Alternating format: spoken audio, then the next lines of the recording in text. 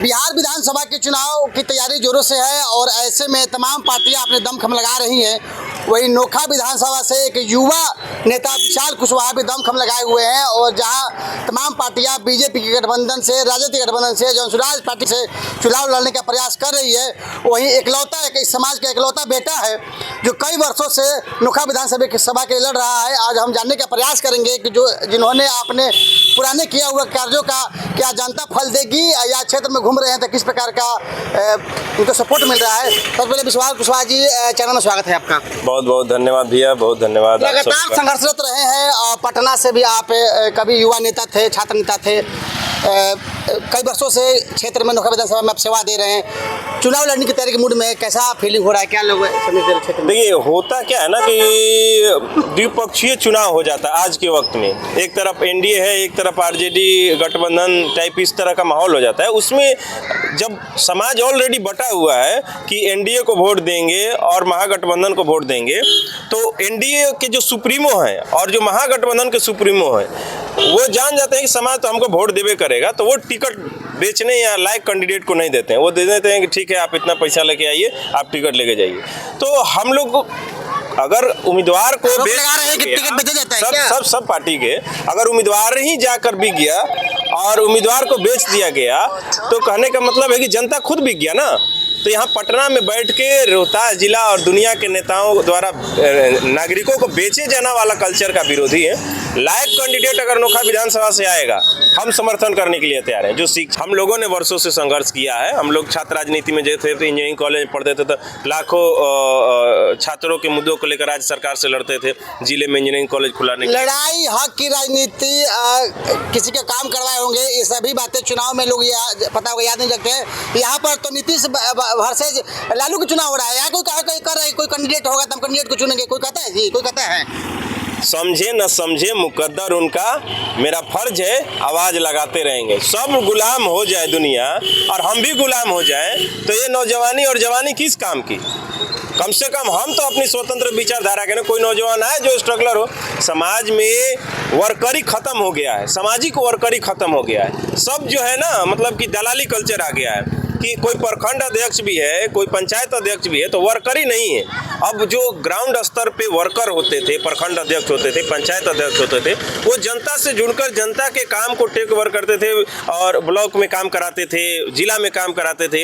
यहाँ पर काम कराना है तो डायरेक्ट नेता को फोन करिए, नेता को पीए को फोन करिए, किसी भी पार्टी को। और वहाँ हो ये रहा है कि वहाँ पर जो है कि कोई रिस्पॉन्स नहीं मिल पा रहा है। फिर आदमी सोचता है कि साला पटना के लालू जी के नाम पर वोट दे ले बनी, अब लालू जी के रिस्पॉन्स नहीं किया होता, नीतीश जी के रिस्पॉन्स नहीं किया होता, चलो पदाधिकारी के पैसा दे के काम करा लो। तो होता काम, पदाधिकारी के पैसा दिया था, उससे क्या होता, पदाधिकारी के लत लग जाता कि पैसा तो देवे करियन। प्रोमोटेशन, परिमार्जन, दाखिल खारिज, जाति आय निवास या फिर सामाजिक सुरक्षा का जो प्रोग्राम एलईओ ऑफिसर बैठा हुआ है, सब लोग अब सबको देख लीजिए ना। सर शादी हो रहा है, हर बच्ची को 50,000 रुपया देना है। क्या ब्लॉक से 50,000 रुपया निर्गत हो रहा है? आप मांगिए सूची, पता चल जाएगा आपको।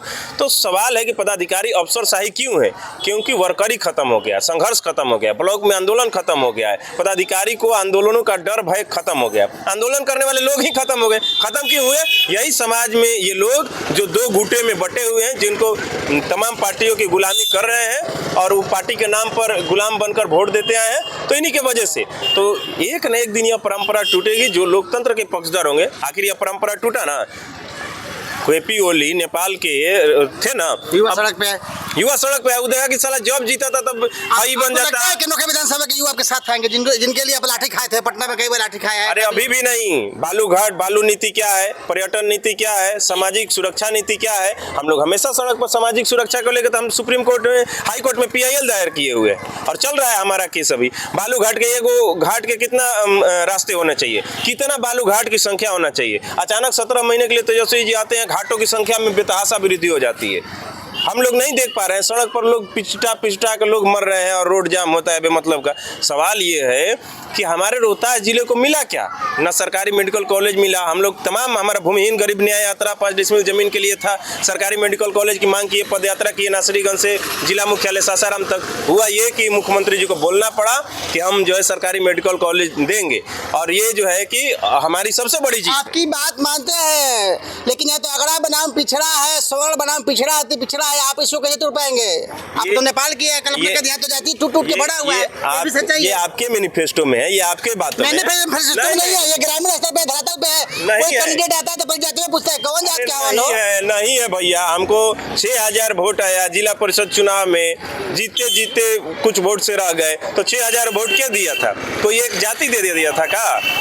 ये सब नहीं होता है। अगर चुनाव में आप ईमानदार प्रयास कर रहे हैं, आपके मेहनत में लोगों को ताकत दिखेगी, चाहे जिस भी जाति धर्म के लोग हैं वो आपके विजन के साथ जरूर खड़े रहेंगे। हमको 6000 वोट आया है और हम उस बिहार पर उसको लेकर आगे बढ़ रहे हैं। विशाल कुशवाहा नोखा विधानसभा से किसी पार्टी से दिखेंगे या निर्दलीय दिखेंगे?